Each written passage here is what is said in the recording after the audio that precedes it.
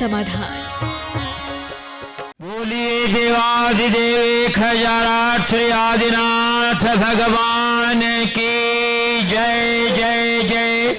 बोलिए प्रातः स्मरणीय संत शिरोमणि परम पूज्य 108 आचार्य गुरु विद्यासागर जी महामुनिराज की जय जय जय। बोलिए गुणायतन प्रणेता शंका समाधान प्रवर्तक भावना योग प्रवर्तक परम पूज्य 108 यूनिवर्सिटी प्रमाण सागर जी मुनि महाराज की जय जय जय। बोलिए परम पूज्य 108 यूनिवर्सिटी विराट सागर जी मुनि महाराज की जय जय जय। श्री मोक्ष शाह बेड़िया और उसके बाद तैयार रहेंगे सौभाग्यवती सुनंदा महावीर साहू जी औरंगाबाद महाराष्ट्र। गुरुवर के चरणों में 3 बार नमोस्तु नमोस्तु नमोस्तु। हे गुरुवर, मेरी जिज्ञासा यह है कि आत्मा का स्वरूप अनुभूति मूलक होता है या विकल्प मूलक? अनुभूति मूलक होता है या विकल्प मूलक? सवाल तो तुमने बहुत अच्छा किया, लेकिन मुझे नहीं लगता ये सवाल तुम्हारा है। चलो आगे बोलो, पूरा बोलो। वह कौन सा मूलक है, वह कौन सा विकल्प है जो हमें अनुभूति तक पहुंचा दे? बहुत अच्छा, ईमानदारी से बोलो।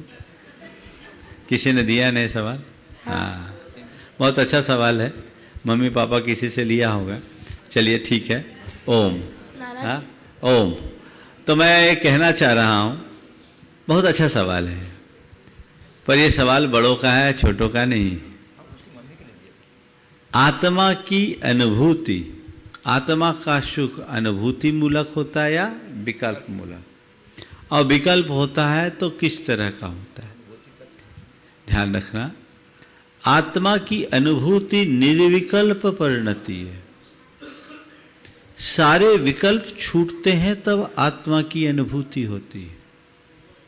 जब तक हमारे अंदर विकल्प यानी इष्टानिष्ट विचार, भाव, शुभ अशुभ भाव, मैं और मेरे की बुद्धि, ये विकल्प है, ये संकल्प है, ये जब तक मन में बने रहेंगे तब तक आत्मानुभव नहीं हो सकता।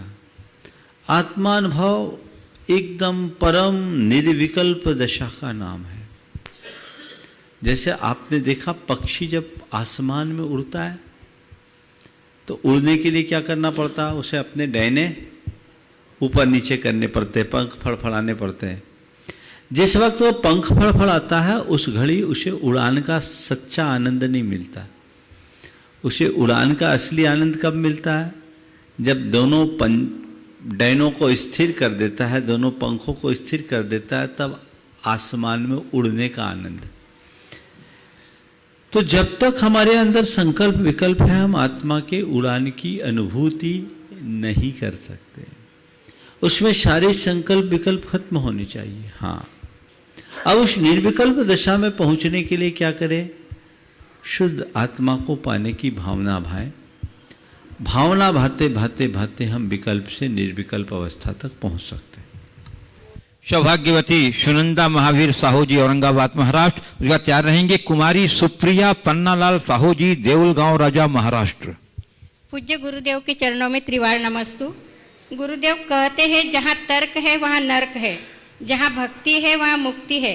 ये बात कहाँ तक सत्य है और जैन दर्शन में तर्क शास्त्र का क्या महत्व है? कृपया समाधान कीजिए। जहाँ तर्क है वहाँ नर्क है, जहाँ भक्ति है वहाँ मुक्ति है। यदि देखें तो काफ़ी हद तक इस बात में सच्चाई। तर्क है वहाँ नर्क है, ये बात है, पर ऐसा एकांत नहीं। तर्क यदि तथ्य से जुड़ा हो तो वो हमारे लिए एक उपलब्धि है, और जहाँ तर्क केवल तर्क के लिए हो तो वो हमारे लिए सिरदर्द। हम तर्क करें पर तथ्य तक पहुँचने के लिए। एक है तर्क, एक है कुतर्क। तर्क विचारना है, ऊहा है, जिज्ञासा है। इसी जिज्ञासा और ऊहा ने दर्शन शास्त्र को जन्म दिया। इससे हम तथ्य तक पहुँचे। आत्मा के विषय में भी हमने अगर जानकारी जानी है तो तर्क शास्त्र के माध्यम से ही जानी। आपने पूछा जैन दर्शन में तर्क शास्त्र का क्या महत्व है? पूरे जैन दर्शन के जितने भी न्याय ग्रंथ हैं वे सब तर्क शास्त्र से संबद्ध है। इसे प्राचीन भाषा में न्याय शास्त्र बोलते हैं, आज न्याय तो लॉ को बोलते हैं। वो तर्क शास्त्र था जिसमें हमें पूरे दर्शन की गहराई को जानने का अवसर मिलता है। तो तर्क की अपनी महत्ता है, पर केवल तर्क के लिए तर्क करने वाले आधे पागल होते हैं, और जहाँ तर्क वहाँ नर्क, वो दुविधा में पड़ जाते हैं। एक आदमी था, वो घी का घड़ा लेके जा रहा था। अब उसके मन में एक सवाल आया, घृताधारम पात्रम व पात्राधारम घृतम, ये घी के आधार पर पात्र है या पात्र के आधार पर घी? अब कीड़ा काटना शुरू कर दिया। घृताधारम पात्रम व पात्राधारम घृतम, घृताधारम पात्रम व पात्राधारम घृतम। अब ये बार बार दिमाग में आए। काफ़ी देर तक जब ये कीड़ा काटने लगा तो सोचा इतना सब झंझट में पड़ने से क्या प्रैक्टिकल करके देख लिया जाए। तो उसने उस पूरे के पूरे पात्र को पलटा। संयोग तो गर्मी का समय था, घी पिघला हुआ था। जैसे उसने घड़े को पलटा, सारा घी नीचे आ गया। उसे समझ में आ गया कि तर्क का मतलब क्या है। तो घृताधारम पात्रम व पात्राधारम तर्क घृतम, इस तरह के वितर्क में, तर्क में जो उलझता है वो अपने जीवन को बर्बाद करता है। इसी तरह भक्ति में मुक्ति है, इसमें कोई संशय नहीं, लेकिन अंध भक्ति मुक्ति की युक्ति नहीं है, ये भी हमें ध्यान रखना चाहिए। विचार पूर्वक, विवेक पूर्वक जो भक्ति की योग्य है उनकी भक्ति करोगे तो मुक्ति मिलेगी। जिस किसी की भक्ति से मुक्ति की उपलब्धि नहीं होती, इन बातों को ध्यान। कुमारी सुप्रिया पन्नालाल साहू जी, देवलगांव, राजा, महाराष्ट्र। उसके बाद तैयार रहेंगी श्री पंकज जी, शालिनी जी, जैन बेड़िया। गुरुदेव के चरणों में, परम पूज्य गुरुदेव के चरणों में कोटि कोटि नमन, कोटि कोटि वंदन, कोटि कोटि प्रणाम। गुरुदेव, मैंने आज पहली बार आपके दर्शन करके मुझे, हम सबको बहुत खुशी हो रही है। गुरुदेव, मेरा प्रश्न है, गुरुदेव मैं उम्र के लिहाज से बहुत छोटी हूँ, क्या छोटा पद का होना धर्म ज्ञान और धार्मिक अनुष्ठान के लिए बाधक है? और गुरुदेव, यह मैंने इस गुरु भाव में ऐसा क्या किया था जो ऐसा बहुना शरीर मिला? मैं ऐसे में धर्म ज्ञान किस प्रकार कर सकती हूँ? थोड़ा सामने आना, मैं देखूं। कितनी उम्र है आपकी? 40। हाथ सीधे करो, थोड़ा दोनों हाथ सीधे करो। देखो, आप अपने आप को बौना मत मानो। आपके शरीर की आकृति समचतुरस संस्थान की है। 40 साल की उम्र है, हाइट कम है, समझ गए? लेकिन वामन संस्थान नहीं है।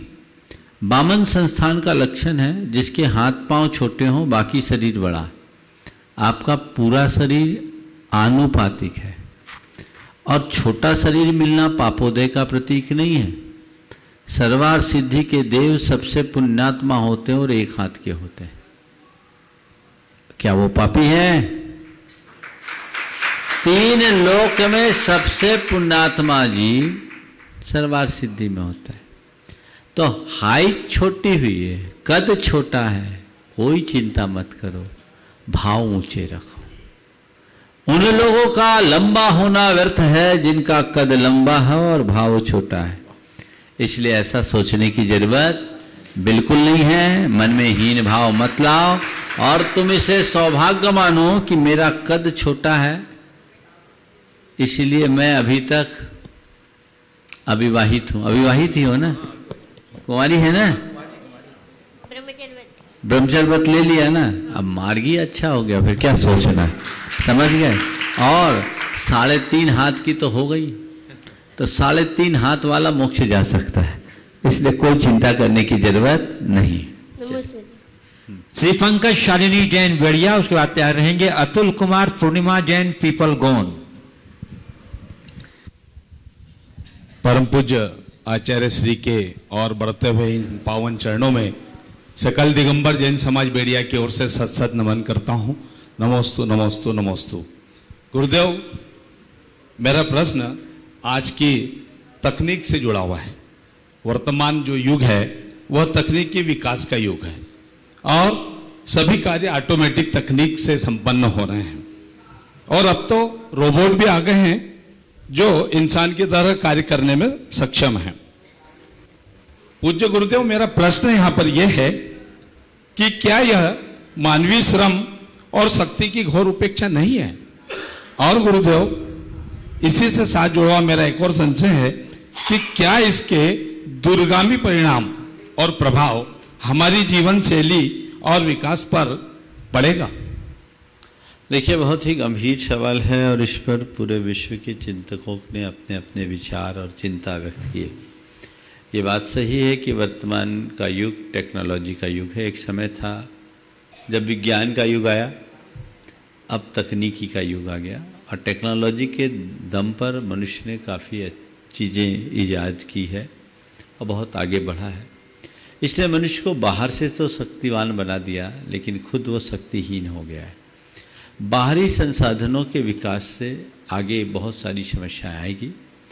आज यंत्र मानव का निर्माण हुआ है, पर मुझे लगता है जो मानव ही यंत्र बन गया है और ये अंततः उसके लिए वैसा ही साबित होगा जैसा हम पुराणों में पढ़ते हैं कि किसी असुर को वरदान दे देने पर वो महिषासुर साबित हो जाता है। कल यही हमारे लिए कलंक कारण न बन जाए, पूरी की पूरी सभ्यता के लिए, संस्कृति के लिए लील न जाए।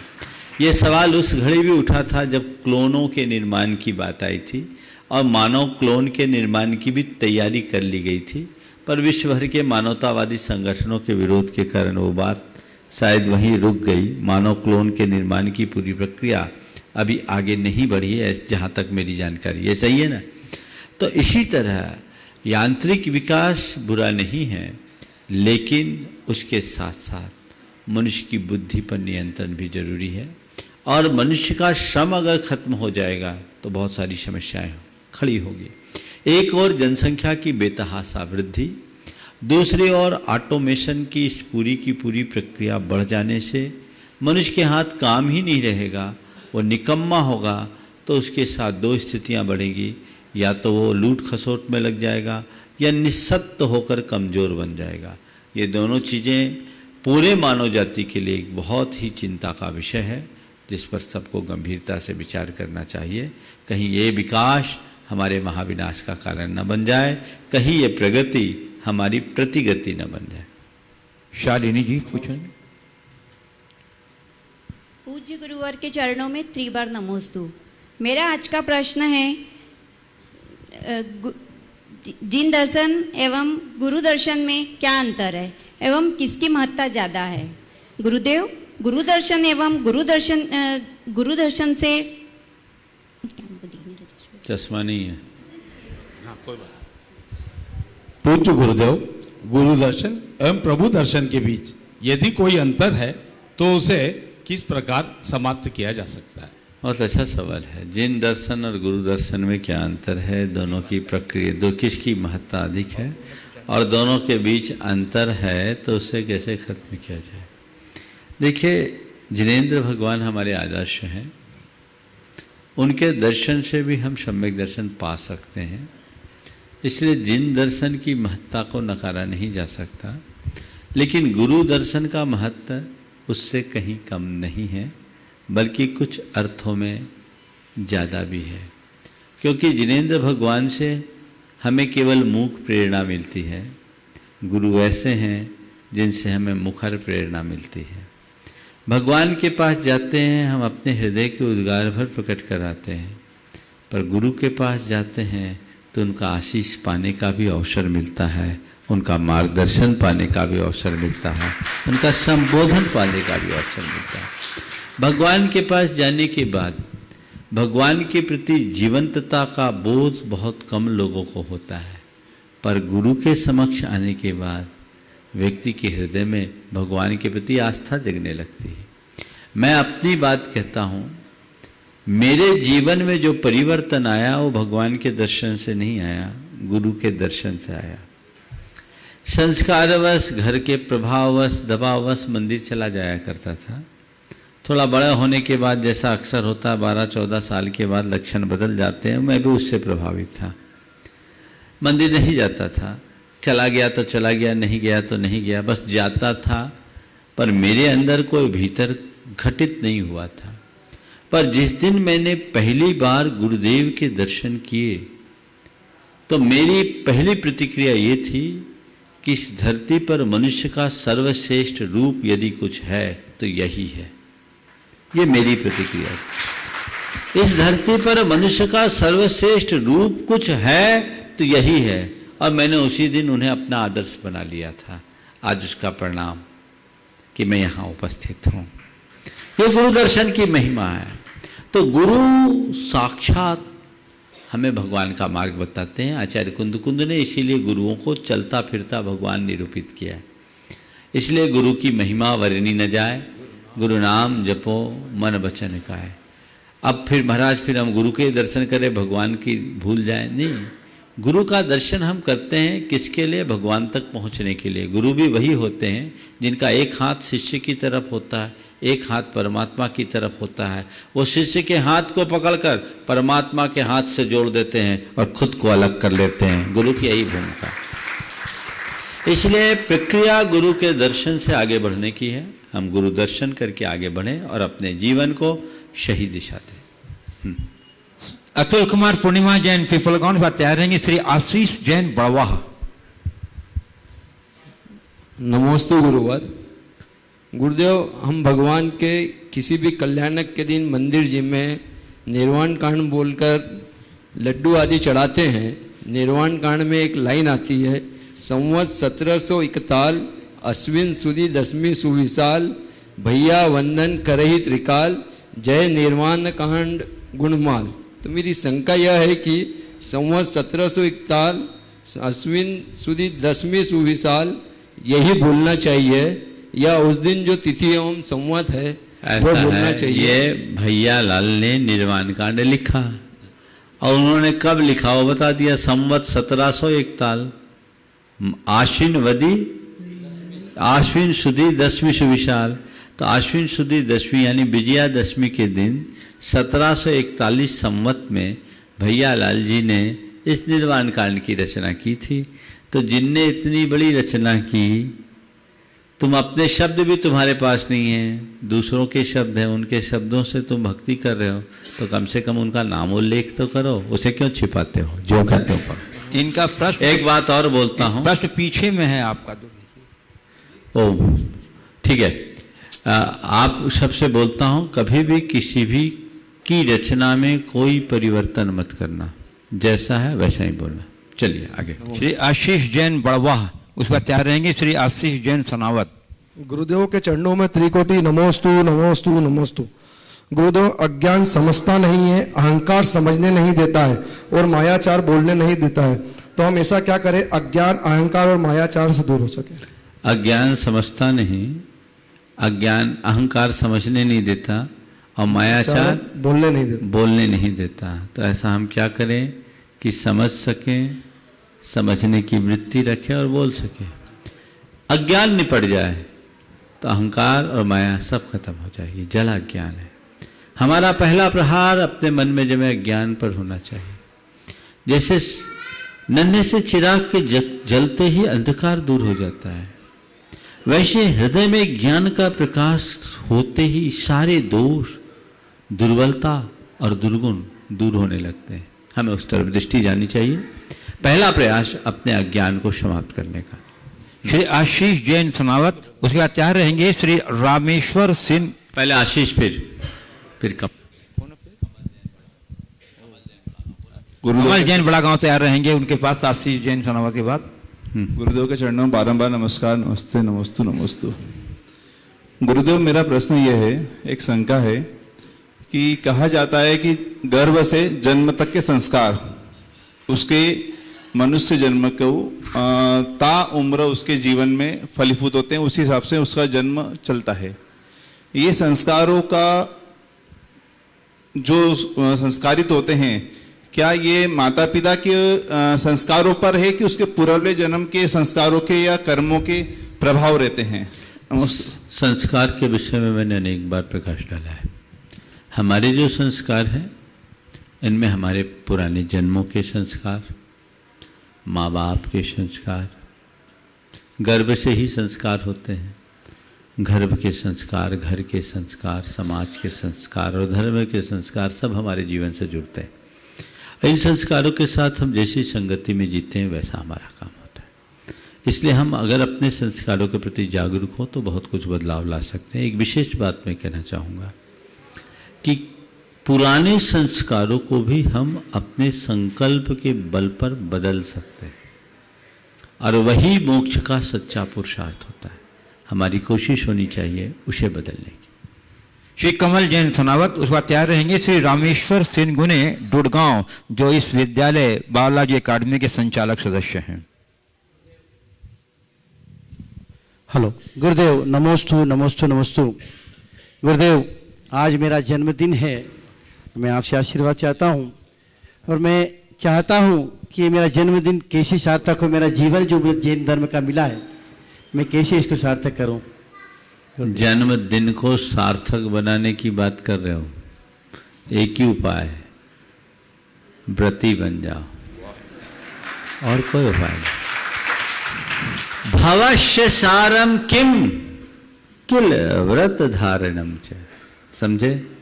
अगर पूरा सार्थक बनाना है तो यही रास्ता है, बाकी तो हाथ चलाई शून्य, जीरो या ना आखिरी में राम नाम सत्य होगा। तो इसलिए कुछ करो, अपने जीवन के उत्कर्ष का कुछ प्रयास हो। गुरुदेव कहते हैं वर्ष मत गिनो, उत्कर्ष करो। उत्कर्ष हमारा कब होगा?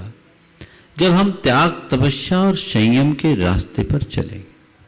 नमस्ते गुरुदेव। श्री रामेश्वर सिंह गुनी डुडगांव, संचालक सदस्य बालाजी अकादमी, इस बात तैयार रहेंगे। कुमार आगम जैन, धीरज जैन, कोधार असलाम।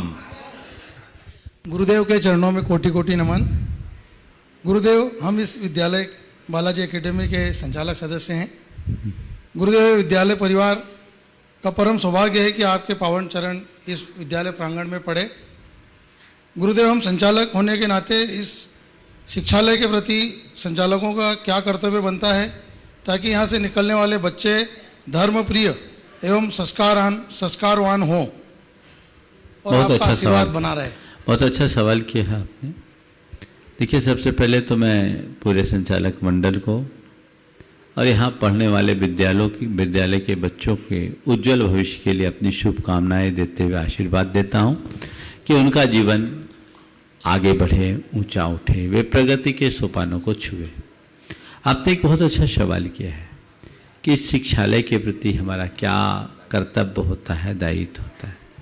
आज के युग में जब शिक्षा पूरी तरह से एक प्रकार के उद्योग का रूप ले ली है, एजुकेशन एक इंडस्ट्री हो गई, ऐसे समय में अब वो अवधारणा बहुत बहुत कठिन हो गई जो हमें पहले से पढ़ाई गई कि शिक्षा हमारे जीवन का एक बहुत बड़ा अंग है और शिक्षादाता हमारे गुरु हैं जिनका हमारे जीवन में एक बहुत बड़ा स्थान। फिर भी आपने पूछा है, कम ही सही लेकिन इस तरह का भाव रखने वाले ही आज आदर्श हैं। मैं आपसे कहूँगा कि सबसे पहली बात, आप बच्चों के भविष्य के निर्माता हो, आप उन्हें अच्छी शिक्षा दें, संस्कार युक्त शिक्षा दें। मैं मानता हूं कि आज के इस प्रोफेशनल दौर में संस्कारों को सुरक्षित रख पाना बहुत कठिन है और उस पर बल देने पर बहुत सारी चुनौतियों का भी सामना करना पड़ेगा। लेकिन कुछ समय तक अगर आप ऐसा करोगे तो उसका स्थान बहुत ऊंचा होगा, क्योंकि आजकल हर अभिभावक ये चाहता है कि मेरे बच्चे में शिक्षा के साथ संस्कार भी आए। और वो संस्कार तब आएंगे जब आपके यहाँ अध्यापन कराने वाले सारे शिक्षक खुद संस्कारवान हो, पूरा संचालक मंडल भी संस्कारों को बल दे, तब संस्कार है। मैं जब पढ़ता था, हमारे एक शिक्षक थे, उन्होंने एक बार पूछा, बताओ 3 और 2 5 क्यों होते हैं, 4 या 6 क्यों नहीं होते? 3 और 2 5 क्यों होते हैं, 4 या 6 क्यों नहीं होते? कोई भी सवाल पूछे तो क्या बोलेंगे? 3 और 2 5 होते हैं इसलिए 5 होते ही ना। हम लोगों ने ये उत्तर दिया, 3 और 2 5 होते इसलिए 5 होते। बोले नहीं, लेते समय किसी से 3 और 2 6 न ले लो और देते समय किसी को 3 और 2 4 न दे दो, इसलिए 3 और 2 5 होते हैं। ये संस्कार, ऐसे चरित्र बल के साथ यदि हम अपने बच्चों को ज्ञान का पाठ पढ़ाएंगे तो हमारे देश के वे कर्णधार बनेंगे और भविष्य का निर्माण करेंगे। कुमार आगम जैन, धीरज जैन, कोधा रत्नाम तैयार रहेंगे। प्रतीक बड़जात्या, बांकानेर। गुरुदेव के चरणों में त्रिबार नमोस्तु नमोस्तु नमोस्तु। गुरुदेव, मेरा प्रश्न यह है कि दर्शन पाठ वीतराग सर्वज्ञ हितंकर के एक श्लोक में लिखा गया है, दूर भगावे बुरी रीतियां सुखद रीति का करे प्रसार। तो हम बुरी रीतियों को दूर कैसे भगावे और सुखद रीति का प्रसार कैसे करें? बुरी रीतियों को दूर कैसे भगाएं और सुखद रीतियों का प्रसार कैसे करें? ज्ञान के बल पर लोगों को जगाएं। जो कुरीतियां हैं उनका विरोध करें, खुद उसे ना अपनाएं और लोगों को प्रेरित करें कि हमें अच्छी चीज़ों को स्वीकार करना चाहिए।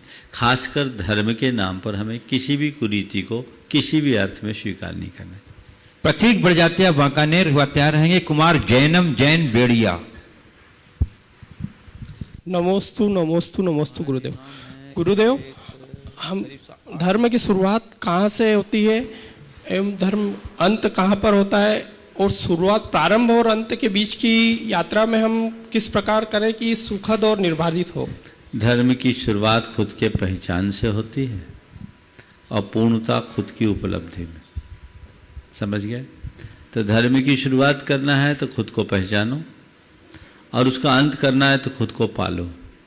जिस दिन खुद को पालोगे तो फिर कुछ करने की जरूरत नहीं होगी, और प्रारंभ और अंत के बीच में खुद को संभालो। कुमार जैनम जैन, बेड़िया तैयार रहेंगी। श्रीमती रजनी जैन, बेड़िया। नमस्ते गुरुदेव, मेरा सवाल यह है कि अगर कोई आर्मी वाला एक आतंकवादी को मारता है तो उससे पाप लगेगा या नहीं? देखो, आतंकवादी को क्यों मारा? पहला सवाल, क्योंकि आतंकवादी अनेकों को मार रहा था। तो उसने हिंसा की या रक्षा? बोलो। रक्षा। रक्षा करना पुण्य है या पाप? माइक पे बोलो। पुण्य। तो अब बताओ, आतंकवादी को मारने वाले को पुण्य लगेगा या पाप? माइक पे बोलो। पुण्य लगेगा। समझ में आ गया? और व्याख्या करूं? समझ में आ गया? अब सुनो, इसका दर्शन बताता हूं। जैन धर्म की अहिंसा को न समझने के कारण कई लोग बोलते हैं कि अहिंसा अपनाने लायक बात नहीं है। ये बात ठीक नहीं है। जैन धर्म में अहिंसा के 2 स्तर बताए गए, एक महाव्रत और एक अनुव्रत। महाव्रतों का पालन मुनिगण करते हैं और अनुव्रतों का पालन गृहस्थजन करते हैं। आप गृहस्थों के लिए अनुव्रत है, हम मुनियों के लिए महाव्रत। महाव्रत में जो महाव्रती होते, कोई मेरी गर्दन भी काटे तो मैं उफ नहीं करूँगा, मैं कोई प्रतिवाद नहीं करूँगा। ऐसे भी मुनि हो कि फूंक दे तो सामने वाला भस्म हो जाए तो भी उसका प्रतिकार नहीं करेंगे, क्योंकि हम मुनि हैं, हम किसी का प्रतिकार नहीं करते और हम इस विश्वास में जीते हैं कि हमें कोई छू भी नहीं सकता, हमारी आत्मा तो अस्पर्श है। लेकिन गृहस्थों के लिए ऐसा नहीं कहा गया। गृहस्थों के लिए कहा गया कि अगर ऐसे करोगे तो अराजकता बढ़ेगी, समाज की व्यवस्थाएं खंडित होगी। तो आपके लिए विरोधी हिंसा से बचने के लिए नहीं कहा। बोला ठीक, तुम्हारे ऊपर, तुम्हारे परिवार के ऊपर, तुम्हारे कुटुंब के ऊपर, तुम्हारे समाज के ऊपर, तुम्हारी संस्कृति के ऊपर, तुम्हारे राष्ट्र के ऊपर यदि कोई अटैक करता है तो उसकी रक्षा के लिए यदि तुम अस्त्र उठाते हो तो अस्त्र उठाना हिंसा नहीं, तुम्हारा धर्म है। समझ गए? उस समय अस्त्र उठाना पड़ेगा। ये डिफेंस है, अफेंस नहीं। ये रक्षा का कदम है, संहार का नहीं। रामचंद्र जी ने रावण पर अस्त्र नहीं उठाया होता तो क्या होता? रोज सीता का हरण होता रहता। समझ गए? इसलिए ये विरोधी हिंसा है और विरोधी हिंसा तुम जैसे लोगों के लिए अहिंसा है। श्रीमती रजनी जैन, बेड़िया तैयार रहेंगे। श्री सावन जैन, बेड़िया। नमोस्तु गुरुवर, नमोस्तु गुरुवर। मेरा प्रश्न यह है कि मैं यूपी से एमपी तक बहुत सारी अन्य सेवी समाज सेवी संस्था से जुड़ी हुई हूँ। अन्य समाज सेवी संस्थाओं की सेवा भी करती हूँ, व्हाट्सएप के और मोबाइल से। तो मैं यह चाहती हूँ कि अपना जैन धर्म, अहिंसामयी धर्म, इसको मैं कैसे आगे बढ़ाऊँ, कृपया मार्गदर्शन दीजिए। अवेयरनेस जगाइए। आप सोशल मीडिया से जुड़ी हैं, पर एक बात मैं ज़रूर कहूँगा, आजकल सोशल मीडिया के माध्यम से सेवा का काम तो हो रहा है, पर ये ज़मीन पर कितना उतर रहा है ये भी देखना चाहिए। कहीं हमारी बातों में ही तो विवेचना नहीं चल रही है, धरातल पर आना चाहिए। हम अगर केवल बातों के स्तर तक अपना काम करेंगे तो उसका कोई मज़ा नहीं आएगा, धरातल पर लाएंगे तो उसका आनंद अद्भुत होगा। आपके मन में सेवा का भाव है, प्रतिभा आपके अंदर है, आप खुद जागरूक हों और लोगों को जागरूक बनाएं। समाज में सबसे बड़ा परिवर्तन इसी से होगा। श्री सावन जैन बेड़िया से तैयार रहेंगे श्रीमती किरण महेंद्र जैन बेड़िया। पूज्य गुरुवर के चरणों में त्रिबार नमोस्तु नमोस्तु नमोस्तु। गुरुदेव, मेरा प्रश्न यह है कि भगवान के अभिषेक के पश्चात जो हम सभी भगवानों के चरण स्पर्श करते हैं तो उन्हें करना चाहिए या एक ही भगवान के चरण स्पर्श करके सभी को निहारना चाहिए? अब लोग लोभवश सब स्पर्श करते हैं और उसमें कभी कभी तो भगवान को भी गिरा देते हैं, ये अपना विवेक है। मेरी राय में चरण स्पर्श करने की जगह आचरण का स्पर्श करना चाहिए। ठीक। श्रीमती किरण महेंद्र जैन बेड़िया को तैयार रहेंगे श्रीमती अर्चना जितेंद्र जैन बेड़िया। महाराज जी के चरणों में नमोस्तु नमोस्तु नमोस्तु। हे गुरुदेव, हमारे पुराने जमाने के लोग परिवार को जोड़ने में लगे हुए रहते थे और वर्तमान में लोग धन को जोड़ने में लगे हुए हैं। उन्हें बहन रूठे, भैया रूठे, परिवार रूठे, ऐसी बातों से कोई मतलब नहीं रहता। आज माता पिता के पास बच्चों को बैठने की फुर्सत नहीं है, तो महाराज जी हम अब ऐसा क्या करें कि इस विडंबना से बच सकें? बहुत बड़ी समस्या है। जब मनुष्य के लिए धन ही प्राथमिकता बन जाती है तो यही समस्याएं आती। जब तक हमारी प्राथमिकताएं नहीं बदलेगी तब तक हम अपने जीवन में कुछ नहीं कर पाएंगे। हमें चाहिए कि हम क्या कर रहे हैं। संबंध जीवन के आखिरी सांस तक काम में आते हैं, धन नहीं। ये मनुष्य को समझना चाहिए। हमने सुना है कि हेनरी फोर्ड ने अपने जीवन काल में कहा था कि मैंने जितना अपने जीवन का जितना भाग धन कमाने में लगाया है, यदि मित्र बनाने में लगाया होता तो आज मैं ज़्यादा खुश होता। काश मनुष्य इस चीज़ का एहसास करे और अपने जीवन को तदनुरूप ढालने की कोशिश करे। श्रीमती अर्चना जितेंद्र जैन बेड़िया से तैयार रहेंगे श्री राकेश जटाले बेड़िया। महाराज जी से नमोस्तु नमोस्तु नमोस्तु। महाराज जी, मेरा ये प्रश्न है कि आज पुण्य और पाप को लेकर काफ़ी विवाद और विस्माद चल रहा है। मैं ये जानना चाहती हूँ कि क्या स्वरूप और इसको ग्रहण करने का त्याग और प्रक्रिया सीमा, क्या सीमा है प्रक्रिया और सीमा ग्रहण? पुण्य को और पाप को ग्रहण करने और त्याग करने की क्या प्रक्रिया और सीमा? देखिए, पुण्य पाप के विषय में मैंने अनेक बार प्रकाश डाला है। आज संक्षेप में बात मैं आप सबसे कहूँगा कि पुण्य कर्म, पुण्य क्रिया, पुण्य फल और पुण्य बंध है, इन्हें समझे। इसी तरह पाप कर्म, पाप क्रिया, पाप फल और पाप बंध, चारों चीज़ें हैं। पुण्य कर्म से कोई बच नहीं सकता। जो जो साधना के क्षेत्र में आगे बढ़ता है उसका पुण्य कर्म बढ़ता है और पुण्य बंध भी बढ़ता है। इसे हम रोक नहीं सकते। पुण्य का फल और पुण्य की क्रिया। पुण्य की क्रिया को प्रारंभिक अवस्था में जरूर करना चाहिए। अगर पुण्य की क्रिया नहीं करोगे तो पाप की प्रक्रिया में उलझ जाओगे। तो पाप से बचने के लिए पुण्य की क्रिया उपादेय है, अपितु उसके अलावा हमारे पास कोई रास्ता ही नहीं। लेकिन पुण्य के फल को भोगने से बचना चाहिए, उसे त्यागना चाहिए। पुण्य और पाप के फल में संबुद्धि रखना चाहिए, पुण्य और पाप की क्रिया में नहीं। आज उल्टा हो रहा है। लोग पुण्य और पाप की क्रिया को तो समान मान रहे हैं, पुण्य और पाप के फल को नहीं। संत कहते पुण्य पाप फल दोनों उलझाने वाला है। पाप के फल को भोगने में आकुलता होती है और पुण्य के फल को भोगने में अभिमान और आसक्ति, ये दोनों आत्मा के पतन के कारण है। इसलिए इनसे बचो। पुण्य और पाप के फल को समान मानो, न कि पुण्य और पाप की क्रिया को। श्री राकेश जटाले बेड़िया को तैयार रहेंगे श्री बोलिए। श्री कपूर चंद जी जैन कोटा, जो बिहार में बहुत सक्रिय योगदान दे रहे हैं। मुनिश्री के चरणों में मेरी ओर से, जटाले परिवार बेड़िया की ओर से त्रिबार नमोस्तु नमोस्तु नमोस्तु। महाराज श्री, मेरी शंका यह है कि हम धर्म के मर्म को समझने के बाद भी अपने जीवन में संयम को नहीं अपना पाते, तो हमें ऐसा क्या करना चाहिए कि हम संयमी बने? दुर्योधन को छोड़कर युधिष्ठिर को आदर्श बनाना चाहिए। दुर्योधन कहता था जानामि धर्मम न च मे प्रवृत्ति, जानामि अधर्मम न च मे निवृत्ति। मैं धर्म और उसके फल को जानता हूँ, उसमें प्रवृत्त नहीं होता, और अधर्म को जानता हूँ, उससे निवृत्त नहीं होता।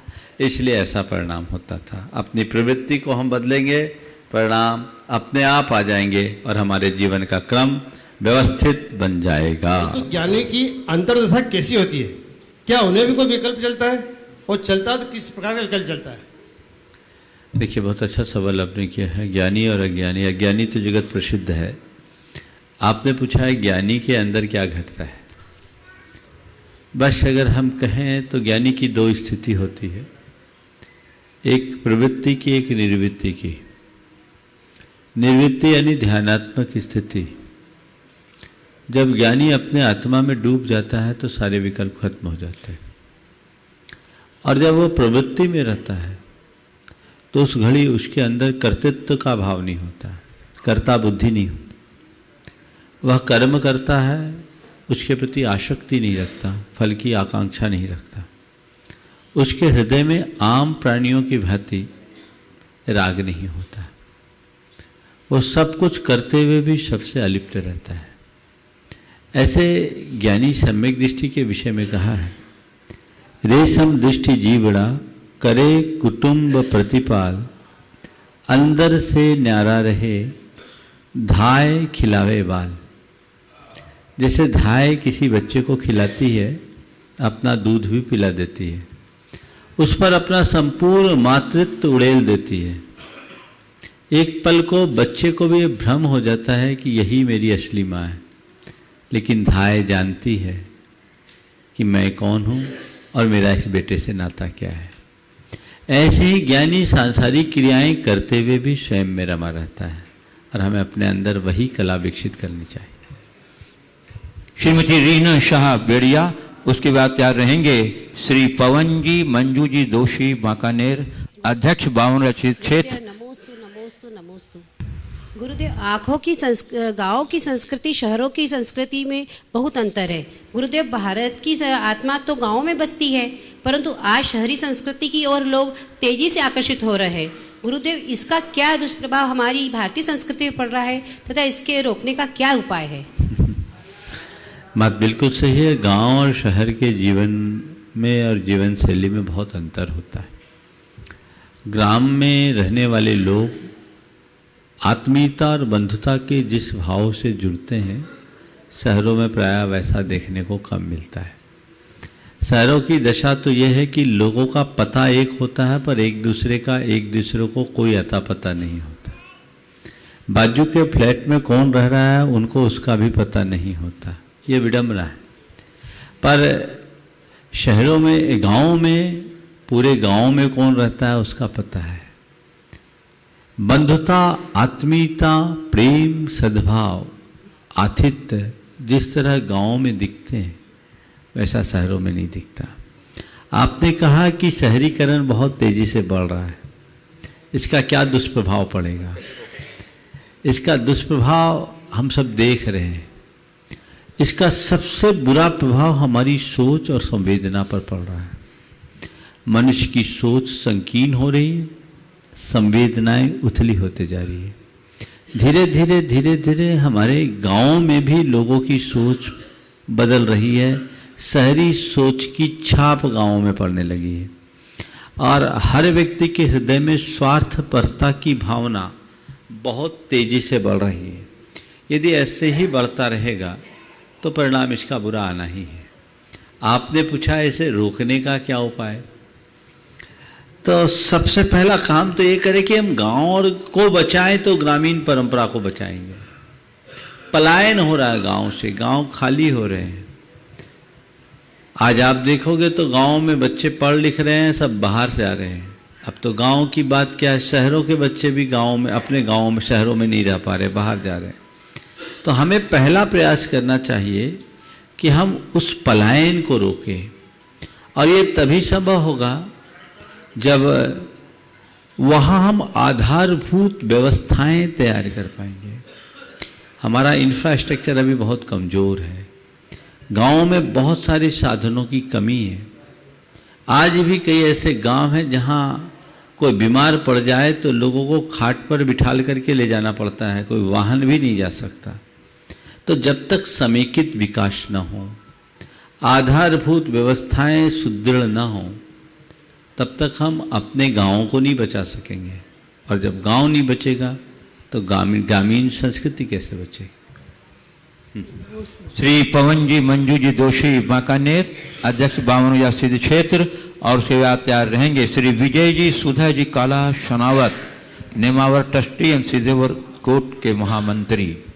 पूज्य श्री के चरणों में त्रिकाल त्रिबार नमोस्तु। यह प्रश्न मेरा नहीं, मंजू दोषी का है। नमोकार मंत्र को एक मिथ्या दृष्टि, एक अभव्य और एक समृष्टि जपता है, यह एक साधु, उत्तम साधु, छठे गुण स्थानवर्ती साधु जपता है, और एक चोर ने जपा। तीनों के फल में क्या फर्क है, तीनों की विशुद्धि में क्या फर्क है, कृपया बताने का कष्ट करें। देखिए, नमोकार को कोई जपे फल सबको बराबर है। अगर आप कहो कि साधु जपेगा तो उसका प्रभाव ज़्यादा, और एक मिथ्या दृष्टि जपेगा उसका प्रभाव कम, या कोई डाकू जपेगा तो उसका प्रभाव कम, मैं ऐसा नहीं मानता। अरंजन चोर का उदाहरण हम सबके सामने है। उस नमोकार मंत्र को साधने वाले जिनदत्त सेठ ने जितनी तत्परता से अपना अनुष्ठान किया, उसके जाप से वो नहीं पा पाया जो आधे अधूरे मंत्र बोलने कर अंजन चोर ने पा लिया। तो जाप का प्रभाव तो है। जाप कोई भी जपेगा उसका पाप कटेगा, और ये असंख्यात गुने कर्म के क्षय का कारण है। इसलिए इस महामंत्र की जाप सबको करनी चाहिए। हाँ, रहा सवाल फिर क्या साधु और वो समान है? साधु को उसकी साधुता का लाभ अतिरिक्त मिल रहा है, और चोर डाकू को उसके उस अनैतिक कर्म का पाप अलग से मिल रहा है। लेकिन नमोकार का जाप का प्रभाव मेरी राय में समान ही होना चाहिए। श्री विजय जी सुधा जी काला शनावत, नेमावर ट्रस्टी शेरपुर के महामंत्री, और उसके बाद तैयार रहेंगे अभिषेक गंगवाल सिंघाना। नमोस्तु भगवान, नमोस्तु भगवान, नमोस्तु भगवान। भगवान, एक बहुत ही लोकप्रिय कहावत या सूक्ति कहूँगा जो चलती है लेकिन समझ में कम आ रहा है मामला। ये कहा जाता है कि कर्म किए जा, फल की चिंता मत करे इंसान, जैसे कर्म करेगा वैसे फल देगा भगवान। तो महाराज, ये धर्म के हिसाब से कर्मों की व्याख्या अलग अलग तरह से, तो किसको किस तरह का पुण्य और पाप मिलेगा, इसकी परिभाषा सब दूर अलग अलग है, तो उसको कैसे माना जाए? देखिए, परिभाषा अलग नहीं है, हमारी समझ अलग है। ये बिल्कुल यथार्थ है, जैसा कर्म करेगा वैसा फल मिलेगा। अब कोई इस फल को दाता भगवान को बना देते हैं, और कोई इस फल के दाता कर्म को बनाते हैं, कोई इस फल के दाता के रूप में एक संयोग मानते हैं। जैन धर्म के अनुसार हम लोग भगवान को इससे दूर रखते हैं, क्योंकि हमारे भगवान राग द्वेष से परे बीतरागी हैं। हम भगवान को इस झंझट में क्यों खरीद से घसीटें, पाप हम करें और दंड हमें भगवान दें, ये ठीक नहीं है। अब भगवान को ही हमें सुधारना होता तो हमारे अंदर की पाप वृत्ति ही खत्म कर देते। ये कर्म सिद्धांत में जैन दर्शन ये मानता है कि हर प्राणी जैसा कर्म करता है उसे वैसा फल मिलता है, जैसी करनी वैसी भरनी। इसलिए हम कर्म करें और जो फल मिले उसे सहज भाव से स्वीकार करें। और इसका दूसरा पहलू यह है कि हमेशा ऐसा कर्म करें जिसका बुरा फल न मिले। अगर बुरे फल से बचना चाहते हैं तो दुष्कर्मों से अपने आप को बचाएं। भगवान, ये भी तो कहते हैं तेरा तुझको अर्पण क्या लागे मेरा, वो एक समर्पण की भाषा है। चलिए, अभिषेक गंगवाल सिंघाना, उसका तैयार रहेंगे स्वप्निल गंगवाल सिंघाना। मेरे आराध्य गुरुवर, आपके श्री चरणों में बारंबार नमस्तु।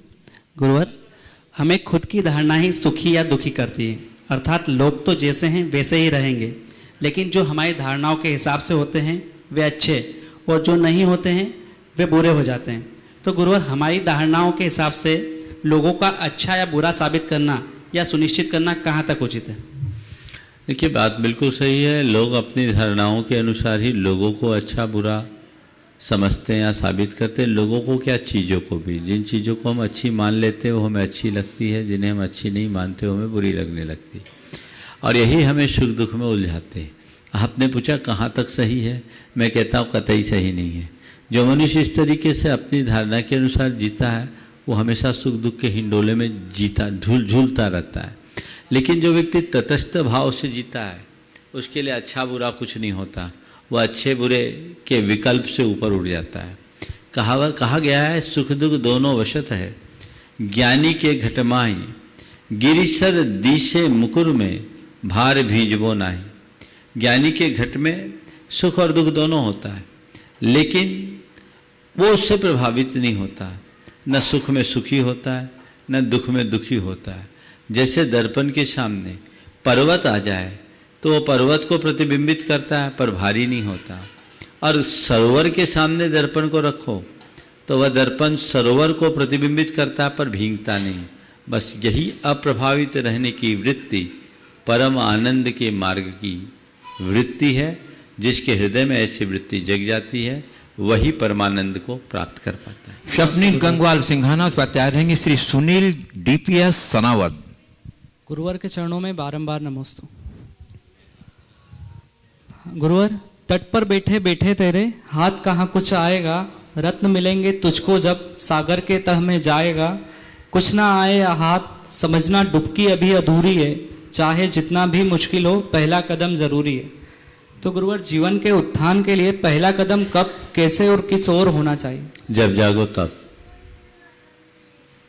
सही दिशा की ओर होना चाहिए, पूर्ण निष्ठा और संकल्प के साथ होना चाहिए। ये बात ध्यान रखना, पहला कदम ही अंतिम कदम का आधार बनता है, और हम जब चाहे एक कदम तो चले, रास्ता अपने आप खुलेगा।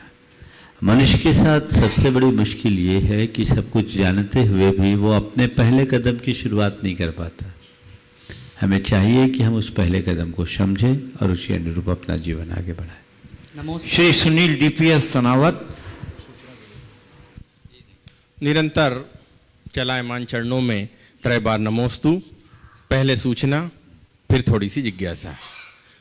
आज का ये शंका समाधान बेड़िया ग्राम में संपन्न हो रहा है। कल प्रातः 11.5 किलोमीटर चलकर यहाँ से 11.5 किलोमीटर दूर बड़ूद ग्राम में शासकीय हाई स्कूल में आहारचर्या संपन्न होगी, और दोपहर 3 बजे वहाँ से विहार होकर 7 किलोमीटर के बाद सनावद में मंगल प्रवेश होगा गुरुदेव का, और उसके बाद सनावद से रविवार 24 तारीख को प्रातः विहार होकर 10 किलोमीटर दूर ग्राम सुलगांव में आहारचर्या संपन्न होगी। अब गुरुदेव, जिज्ञासा ये है कि हम 52 गजा से निरंतर देख रहे हैं, एक लाइनें होती है कि पंख होते तो उड़ाती तो नहीं बोलूंगा, उड़ाता, और लग भी ऐसा ही रहा है कि गुरुदेव उड़ के जा रहे हैं। हम उनके जब पैरों की हालत देखते हैं तो निश्चित ही हमारा हृदय बहुत करुण क्रंदन करने उठता है। कई बीवाइयां पड़ गई है, छाले हैं, और इस संधि काल के मौसम में जब सर्दी आने को है, वर्षा जाने को है, कहीं कहीं गर्मी भी है, पैर बिल्कुल जवाब दे रहे हैं, पर गुरुदेव का विल पावर हम देखते हैं, दृढ़ इच्छा शक्ति देखते हैं कि वो एक सिंह की भांति अपने गुरु की ओर चले जा रहे हैं। तो गुरुदेव, हमारी जिज्ञासा ये है कि ये गुरु का अट्रैक्शन है, शिष्य को खींच रहा है, या शिष्य गुरु की ओर भागा जा रहा है? क्योंकि 16 वर्ष 9 माह के पश्चात, इतने लंबे अंतराल के बाद अपने गुरु के दर्शन करना, गुरु से मिलना, उसका क्या रोमांच है, वो तो हम 1 तारीख को दोपहर को नेमावर में संभावित देखेंगे, किंतु हम आपके श्रीमुख से सुनना चाहते हैं कि गुरु की क्या महिमा होती है।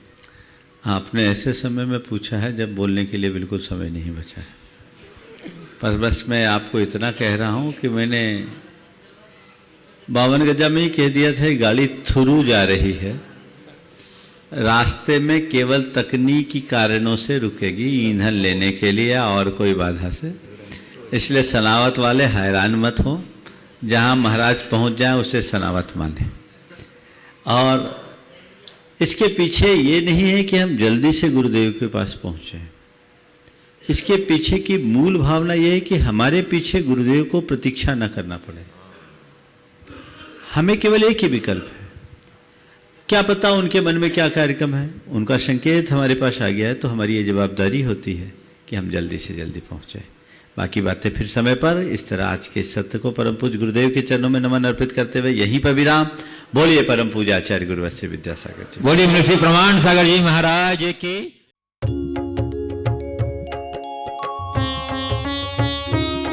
शंका समाधान।